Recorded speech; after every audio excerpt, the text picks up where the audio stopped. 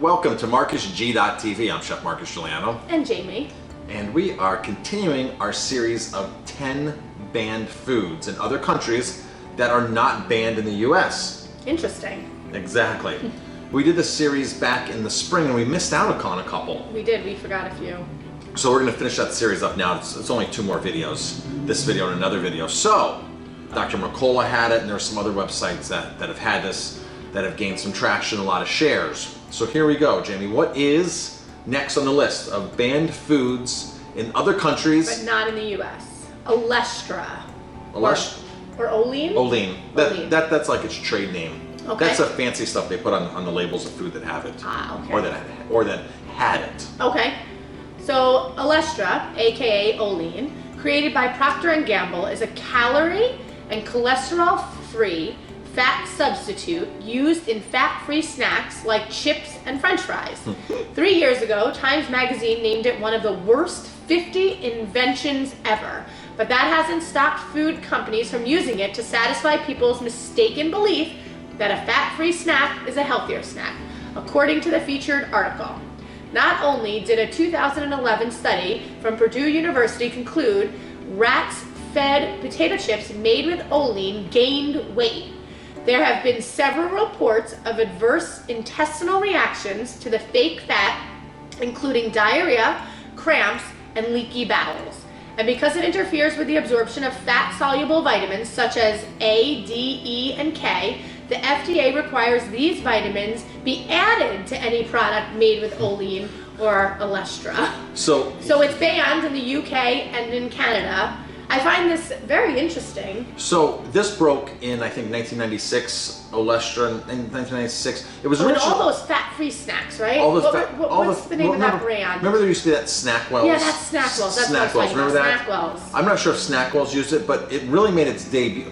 First of all, a little history on Olean or Olestra. Okay. It was originally found by accident, right? They were trying to do some research for baby, I think it was baby food or something, back in 1971. Okay. So it's nothing new. It's like aspartame and all those sweeteners. They had found them years before, but by the time it finally came to market and everything.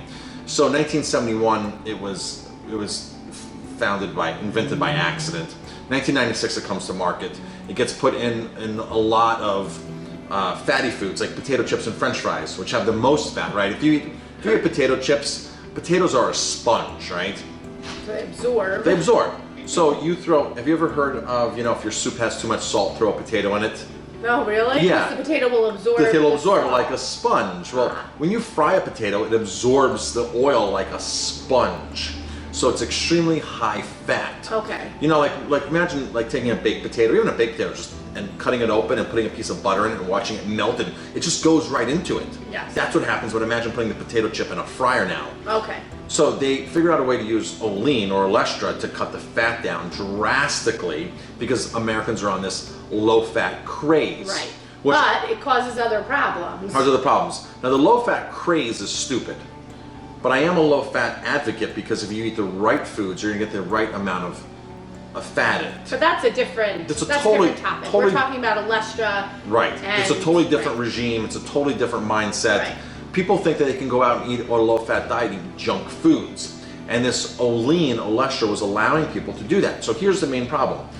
They were wiping out all your fat-soluble vitamins. Yes. Because certain vitamins are 2 types of vitamins, water-soluble and fat-soluble in the body. So you need some type of fat in your body to be able to absorb fat-soluble vitamins. Well, this would actually just wash out all the fat and wash everything out, and you couldn't absorb, which is why they recommended you add all those fat-soluble vitamins back. Then came along the gastrointestinal problems. Right. Because well, that sounds like fun. Let's have some of those.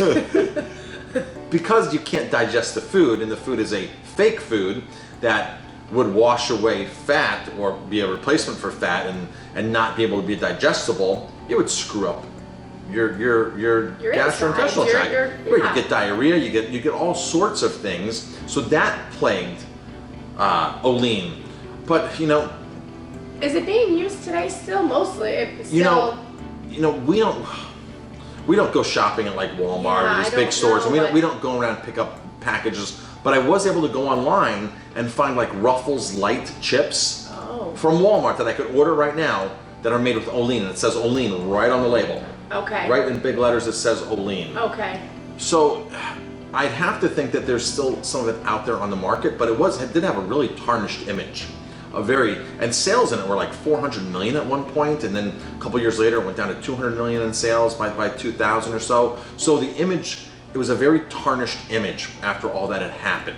But I think it still exists here in America. I'm pretty sure. I mean, if it's banned in other countries. I mean, if I can go into the Walmart website. I mean, if it's banned, in other countries and not here, then yes. And I'm assuming because I just found it on Walmart's site, and I listed the ingredients on it, that I could actually go on and actually buy those. Right. Buy it. So I'm assuming that it still is here. If we're wrong about that, somebody please correct us. Yes. I know it's not as predominant as it used to be. So I think the big takeaway here is that you just can't cheat on your diet. That you have to. I think it sounds good, right? For years before we knew much about health, we would go to these snacks and these things. Right. And, because we thought there was a answer for everything. Oh, there's got to be an answer for losing weight or not gaining weight. And really, so the bottom line is we don't want to take responsibility for our actions. Right. So we look for shortcuts and gimmicks. Exactly. And we find that with artificial sweeteners, especially Splenda now. You find that with Olean. You find with all these. But think about what the results are from actually using a fake food, fat-free dressings. So I think personally, I think it's easier to use food rather than using use real food, use real food. whole foods, lots of fruits and vegetables, and lots of water in your diet. Yes. And try to eat a plant-based diet. Yes. Try to eat as many plant-based foods as possible. As soon as you start eating cholesterol-rich foods, eggs and things like that, meats, you're really adding to the fat content of your food. Yeah. Really adding to the fat content in your food.